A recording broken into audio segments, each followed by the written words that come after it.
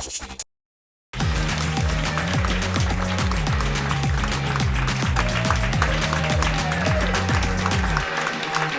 welcome Spring Day.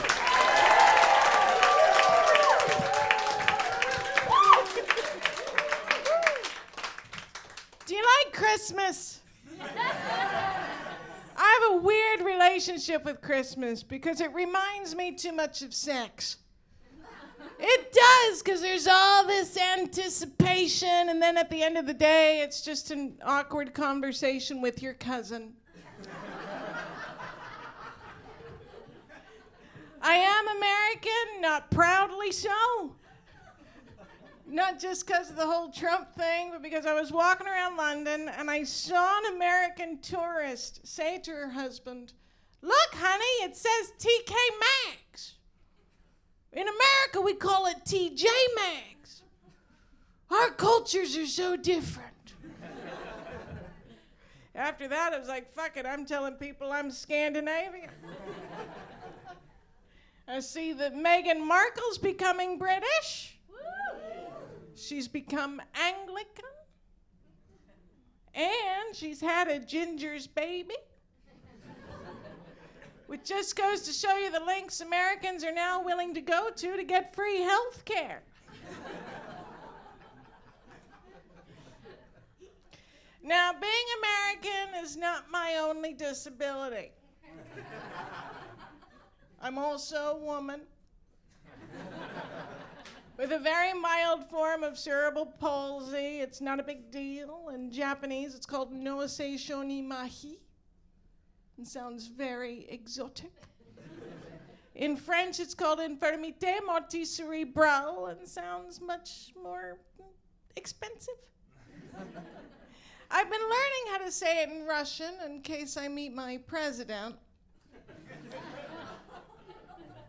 And all it really means is I can't use the muscles on the right side of my body very well, even my face to a certain extent. God help the man hoping for a return on the left cheek kiss, because I will bite your face off.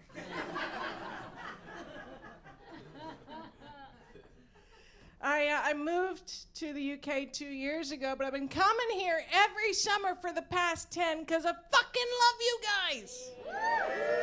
I do. I genuinely cannot get enough of you and your no-can-do spirit. Also, as a disabled person that can't drive, I've figured out that countries with obvious alcohol problems have pretty decent public transportation. No, it's true. You know, that's why comedy nights like that work here. It works because you people in the UK drink a lot.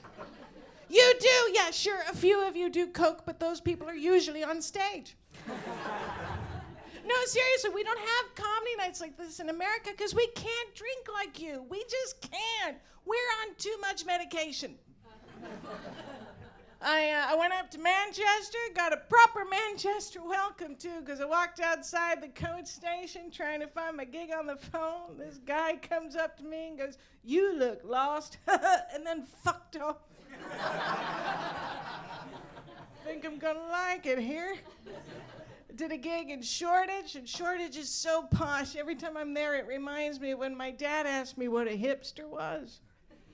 I said, "You know who they are, Dad. It's those guys that dress the way a lesbian thinks a gay man should." Now, I've had flatmates from around the world for over 10 years, but after living with you British for the past 2, I now understand how you built your empire. Because you just keep taking shit that doesn't belong to you all the fucking time. I've got a flatmate that eats all of my food. Not some of it, all of it. She's the kind of person that'll drink the last bit of milk in the carton that is clearly marked, "Not your milk, cunt." And then she'll put it back in the fridge like a sociopath. One day I get home from work, go into my room, which no one else is allowed to do. I go into my room and discover my chair is missing. I come out, go to my flatmate, I'm like, "Hey, have you seen my chair?" She goes, "Oh, I needed it and I didn't think you'd notice." Really? Really? You thought I'd come home and not notice you took my fucking wheelchair? What is wrong with you? She thinks everything belongs to her. It's like she works for the British Museum. Thank you, you've been here. And if you'd like to find me on the internet, please put in Spring Day Comedy or Comedian. Otherwise, you will get a shit ton of gardening articles. Thank you very much. Good night.